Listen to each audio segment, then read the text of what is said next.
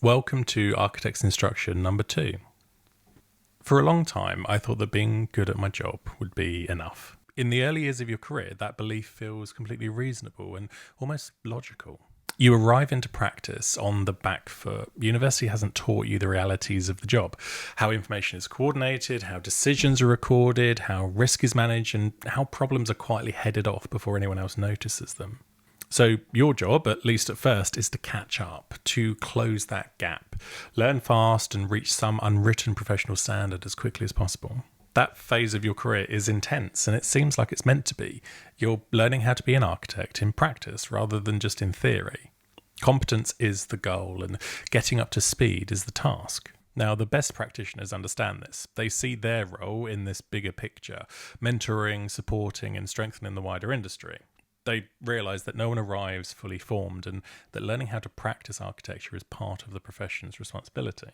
The worst don't, and they treat new joiners as an overhead that should have arrived oven ready. Either way, most of us internalise this same message early on.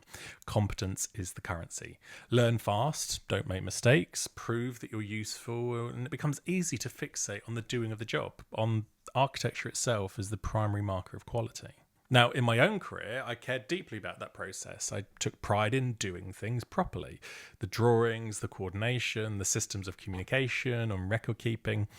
I was serious about the craft, but also the responsibility that came with it. I assumed, like many do, that if the work was good enough, it would speak clearly on my behalf and eventually help me to progress.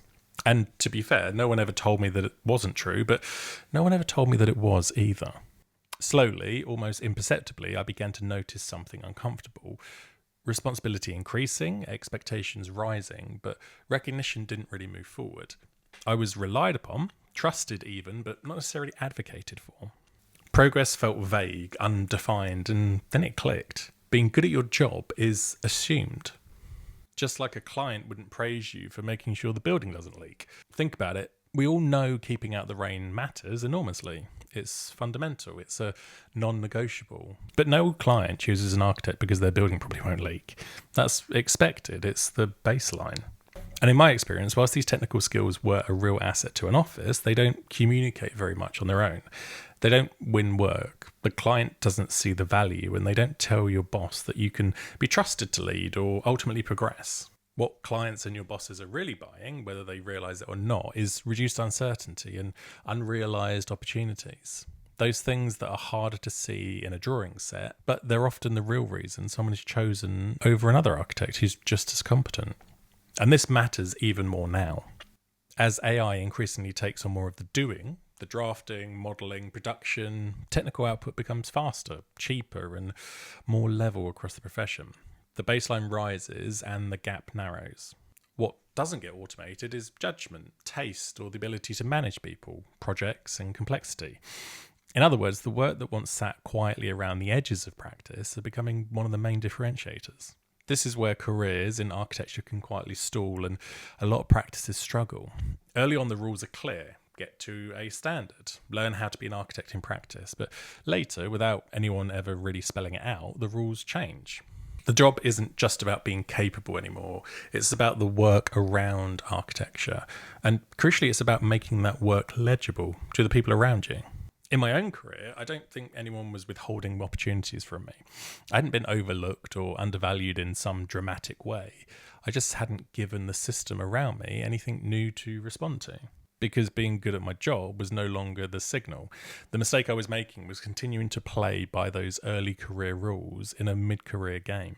Now, I don't think the answer is to stop caring about the details. Those still matter, obviously, and they always will. But career progression, particularly into leadership or running your own practice, depends on much more than that, more than competence.